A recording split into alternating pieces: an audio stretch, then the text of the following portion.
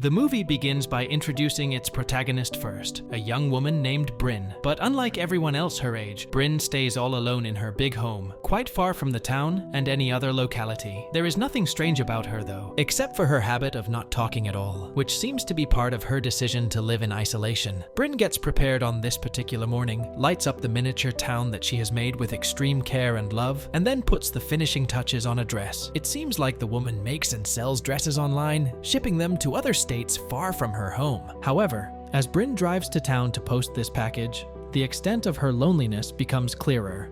All the townsfolk who see the woman avoid her directly, as if they are extremely angry at her for something. Bryn herself avoids any interaction, particularly with the police chief, Collins, and his wife. Although the reason for such a situation is not revealed, it is very apparent that Bryn is actually shunned and ostracized by the entire town and community. As a coping mechanism, she has arranged her life in a manner that does not require her to talk or interact with anyone in person. The only heartfelt but silent conversations she seems to have are one-sided, as she often visits her mother's grave in town and writes letters to someone named Maud, but never posts them. The life of Bryn, however, takes an unimaginably wild turn that night when she suddenly wakes up to loud noises coming from downstairs. Noticing that the electricity is out, the woman bravely starts to go down the stairs when she realizes that someone has already broken into her house. But when this intruder is seen more clearly, Bryn cannot believe what is happening to her, as it is an alien creature that has broken into the house. It is very quickly established that the alien, with a big head and long limbs,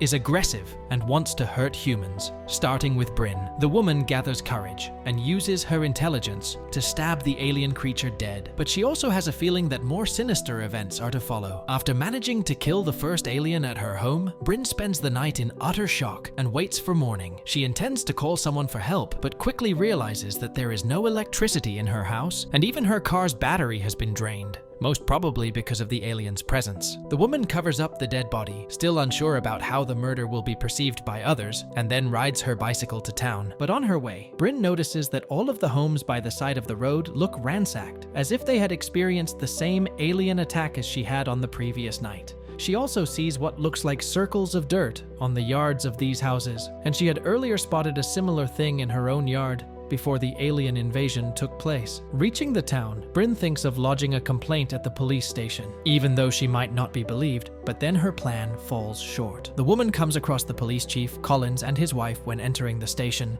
and although the husband is more contained, the wife directly spits on Bryn's face before walking out. This again suggests that there is something particular that has happened between Bryn and the Collins in the past. The young woman is left humiliated and dejected by this unfortunate confrontation, and she even suffers a panic attack. Deciding to no longer pursue the authorities, she buys a bus ticket to leave the town and boards the coach as well. However, things take a very serious turn when suddenly a man attacks Bryn and makes the same warbling noises as the alien earlier. This man, who is immediately recognized as the mailman, had been turned into a minion by the aliens. Very soon, more humans attack the woman in a similar manner, and their movements and noises make it clear that they have all been taken over by the aliens. Bryn manages to somehow survive and run back home, where she checks on the dead alien once again. However, now she sees a trail of liquid that has come out of the corpse's mouth and has spread some distance out of the house. It is almost as if the dead body had sent out some sort of signal to inform others of its death, and as night falls, this does indeed seem to be the case. With gigantic dark clouds spreading across the sky, Bryn decides to take matters into her own hands and fight back in some way. She lights candles all over her house, since there is no electricity even now, and then also boils water in pails as a weapon to use against any attackers. When nighttime comes, an alien spaceship hovers over the house and shoots a bright beam of light, which pulls away the dead alien body. Although what is done with this body is not revealed,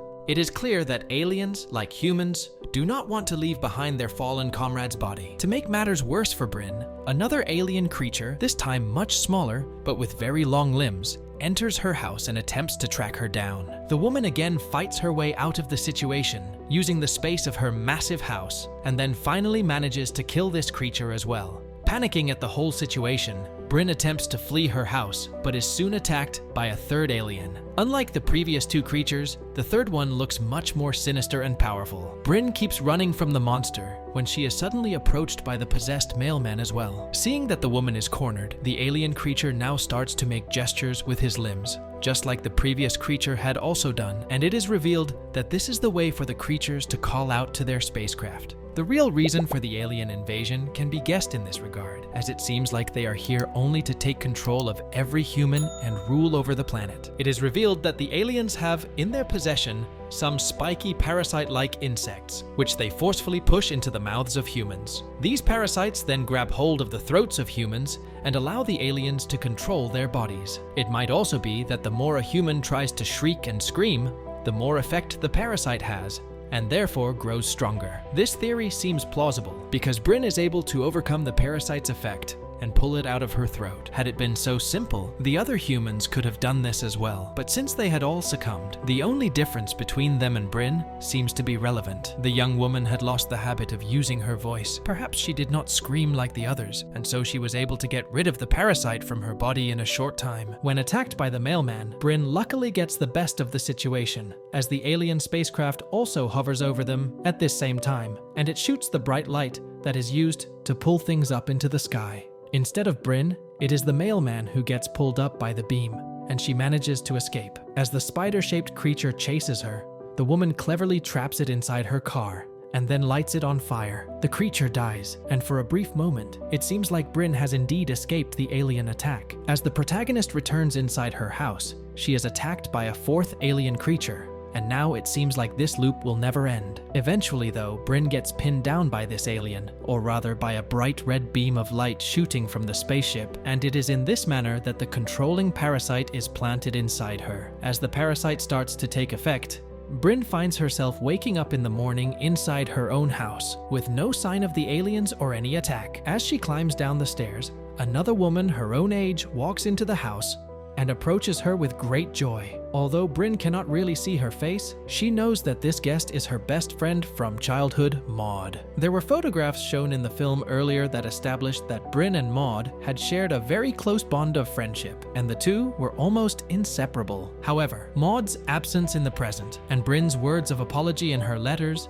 addressed to her best friend suggest that Maud has passed away, and Bryn perhaps could have done more to save her. The police sheriff Collins and his wife also happen to be the parents of Maud Collins, and their very staunch hatred towards Bryn further suggests that she had something to do with their daughter's death. In this hallucinatory vision of hers, Bryn also apologizes to Maud with heartfelt emotions, before realizing that all this is the parasite's effect. She gets rid of the parasite, and then has to run into the nearby forest since the alien spaceship gets hold of the parasite and creates a duplicate of Bryn, who vengefully chases the original woman. Bryn manages to survive this attack too, as she stabs her clone copy with a box cutter and kills her, but she is also seen consoling the dying woman. The exact significance of this is revealed a little later, when Bryn ultimately gets abducted by the spaceship, and the aliens conduct some sort of operation on her. Instead of killing her though, the aliens actually access her memory, and in the process, the viewers are also made aware of Bryn's past. During her teenage years, Bryn and Maud had a severe fight over something, and in the heat of the moment, Maud pushed Bryn to the ground. In blind retaliation, Bryn picked up a stone and hit her best friend with it on her head. This led to Maud's death, and therefore,